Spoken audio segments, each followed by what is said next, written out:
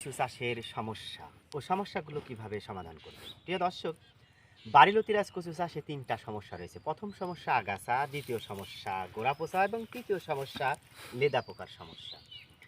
চারা রোপণের মোটামুটি 15 থেকে 20 দিনের মধ্যে প্রচুর আগাছার জন্ম নিয়ে থাকে এবং লতি আসার আগ পর্যন্ত 3 থেকে 4 বার আগাছা পরিষ্কার করতে হয়। এই সমস্যা সমাধান করার জন্য আমরা ব্যক্তিগতভাবে আগাছা পরিষ্কারক মেশিন তৈরি করতে সক্ষম হয়েছি, যা হস্তচালিত। দ্বিতীয় সমস্যা লেদা পোকা বা পচন সমস্যা। দ্বিতীয় সমস্যা পচন সমস্যা। আপনারা কার্বানডাজিম গ্রুপের ওষুধ অথবা ম্যানকোজেব গ্রুপের ওষুধ স্প্রে করবেন। লেদা পোকার সমস্যা সমাধান করার জন্য আমরা বিশেষ করে একটা পেজে আমরা উল্লেখ করেছি কোন গ্রুপের ওষুধ দিবেন। তারপরে ইনতেফা কোম্পানির দামদামা এবং উইন অ্যাগ্রো কোম্পানির তরি ওষুধটা আমরা ব্যবহার করে থাকি।